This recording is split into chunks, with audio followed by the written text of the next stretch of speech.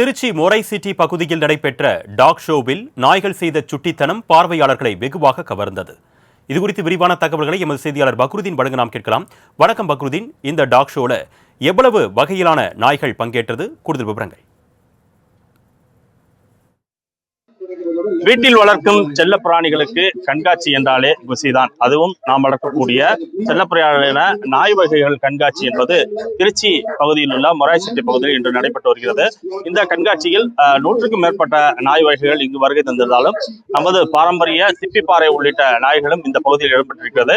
குறிப்பாக அதை நாம் பார்க்கலாம். தற்போது மொராய்சிட்டி பகுதியில் நடக்கக்கூடிய இந்த டாக் ஷோவில் அதிகப்படியாக எதிர்பார்க்கக்கூடிய இந்த சிப்பிப்பாறை உள்ளிட்ட நாட்டு நாய்களை தற்போது பார்த்து கொண்டிருக்கிறோம். இது குறித்து இது வளர்ப்பவரிடம் இந்த பராமரிப்பு கொடுத்து கேட்போம். சார் வணக்கம்.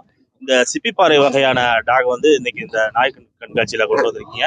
எவ்வளவு நாளா இந்த டாகை பராமரிக்கிறீங்க? இதை பத்தின விவரங்கள். வணக்கம் சார், என் பேர் விக்னேஷ். நான் சமயபுரத்துல இருந்து வரோம். இது நாங்க ஒரு 7 இயர்ஸா நாங்க வளர்த்துட்டு இருக்கோம். ஆக்சுவலா நாட்டு நாயை யாருமே பெருசா வளர்க்கறது இல்லை, ஆசைப்பட்டு வளர்க்கறது இல்லை. இதோட குணம் ரொம்ப ஆக்ரோஷமா இருக்கும்னு நினைக்கிறாங்க. ஆனா இது மக்களா ஈஸியா பழகும்.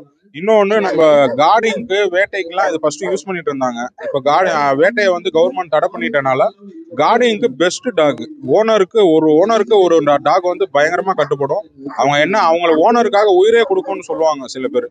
அந்த மாதிரி ஆக்டிவ்னஸ் இந்த டாக்ல பார்க்கலாம். இன்னொன்னு பாத்தீங்கன்னா, இங்கிலீஷ் ஸ்பீடோட இது மெயின்டெனன்ஸும் ரொம்ப கம்மி.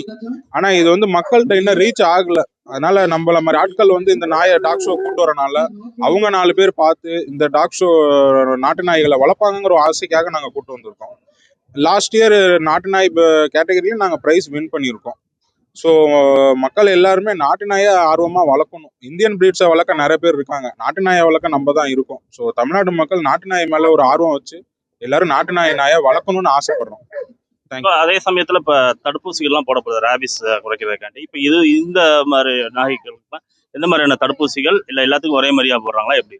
அதாவது சார், பப்பியில நோய் எதிர்ப்பு சக்தி கம்மியா இருக்கும். அந்த டைம்ல நம்ம இங்கிலீஷ் பிரீடுக்கு என்ன ஊசி போடுறோமோ அதே ஊசி தான் இதுக்கும் ஃபாலோ பண்ணணும்.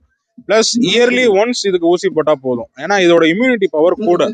மற்ற நாய்க்குள்ள கம்பேர் பண்றப்ப அதெல்லாம் 6 மாசத்துக்கு ஒருக்கா ஊசி போடணும். இதெல்லாம் வருஷத்துக்கு ஒரு ஊசி போட்டாலே போதும். மெயின்டெனன்ஸ் காஸ்டும் ரொம்ப கம்மி. வீட்டுல சாப்பிட்ற சாப்பாடை நம்ம போட்டா போதும், ஆயில் உப்பு இல்லாம. அதனால செலவும் கம்மியா இருக்கும்.